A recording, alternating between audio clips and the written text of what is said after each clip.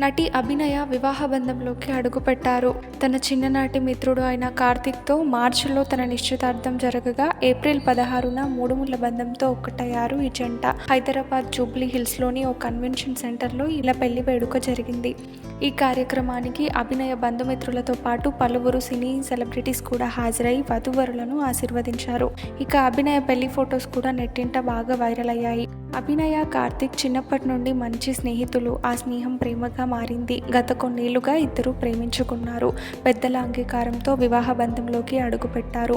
అభినయ 2008లో రవితేజ హీరోగా పూరి జగన్నాథ్ దర్శకత్వంలో వచ్చిన నేనింతే సినిమాతో సినీ రంగ ప్రవేశం చేశారు. ప్రస్తుతం తెలుగుతో పాటు తమిళం, కన్నడ, మలయాళ భాషల్లో సినిమాలు చేస్తున్నారు.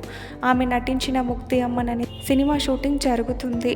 అయితే గత కొద్ది రోజులుగా అభినయ ప్రేమ పెళ్లి వార్తలు నెట్టింట బాగా వైరల్ అయ్యాయి. దీంతో ఎంగేజ్మెంట్ రింగ్స్ తొడిగి ఉన్న ఒక ఫోటోను తను షేర్ చేసి త్వరలోనే పెళ్లిపీటలు ఎక్కబోతున్నట్లుగా అభినయ అందరితో పంచుకున్నారు. తెలుగు, తమిళ భాషల్లో నటిస్తూ మంచి గుర్తింపు పొందింది అభినయ. సీతమ్మ వాకిట్లో సిరిమల్ల చెట్టులో మహేష్ బాబు చెల్లిగా నటించి తెలుగు వారికి దగ్గరైంది. ఇక నేనింతే చిత్రంతో అభినయ తెలుగులోకి ఎంట్రీ ఇచ్చింది. ఎక్కువగా హీరోలకి సోదరి పాత్ర పోషించిన ఆమె శంభో శివ శంభో, సీతమ్మ వాకిట్లో సిరిమల్ల చెట్టు తదితర చిత్రాలతో మంచి గుర్తింపు తెచ్చుకుంది.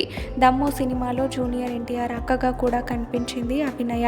తన పాత్రల ద్వారా ప్రేక్షకులను ఆకట్టుకుంది.